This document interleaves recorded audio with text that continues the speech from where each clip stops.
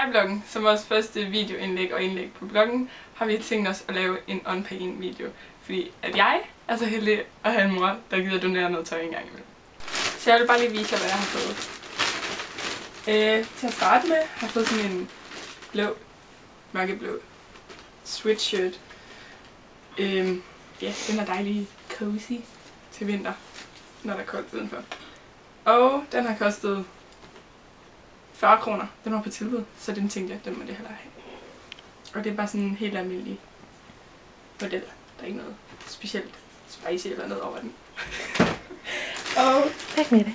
Så har jeg købt sådan nogle, eller fået sådan nogle super skinny, super low waist sorte jeans. Og oh my god, det er de bedste jeans, jeg har ejet i, jeg ved ikke hvor mange år snart. De sidder bare uden noget shit. Så dem kommer jeg nok til at gå i helt vildt meget. Og de har kostet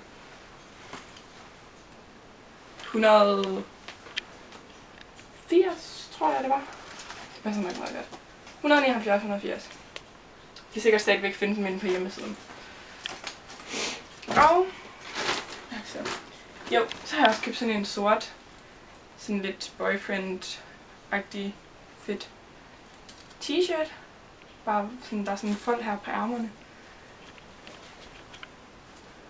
Jeg ved ikke, hvor godt I kan se det, men det er der.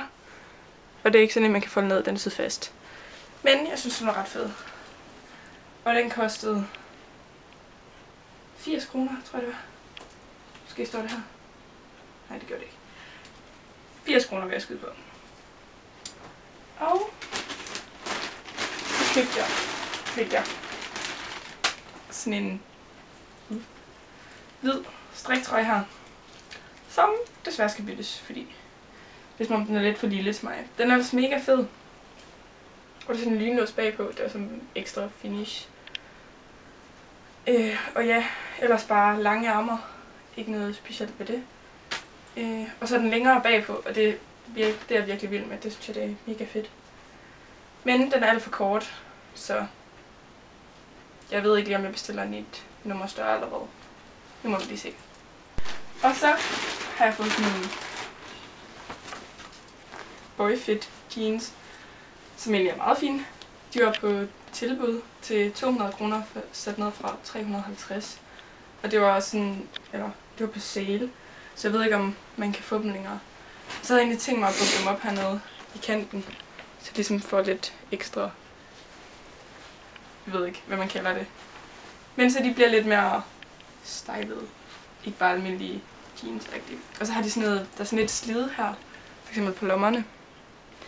Og der er også noget her foran, som lige har. Det er ikke sådan voldsomt meget, og det synes jeg egentlig, det er fint. Jeg ved ikke helt, jeg havde overvejet at gøre det sådan lidt mere, men jeg synes, at de er meget fede, som de er. Så jeg ikke fokusere. Og så til sidst, nej, det er ikke engang til sidst, men så købte jeg sådan en top her. Den er meget fin i det. Den sidder, altså, det er sådan lidt voldsom V-udskæring. Men jeg synes, at den er meget fin, hvis man bruger den til fest. Og så er der sådan en strutskørt ned fra neden-agtigt noget, så det ligner det sådan en lille kjole, som det er egentlig også meget trend-agtigt nu. Og så der er lynlås bagpå. Det er også meget fedt, synes jeg. Den er sådan meget fin. Det er ikke noget, jeg har tænkt mig at bruge i skole, regner jeg i hvert fald ikke med.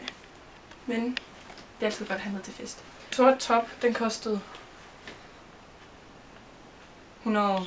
Nej, den kostede 200. Den var helt vildt dyr. Eller lidt i hvert fald. 250 tror jeg faktisk det var.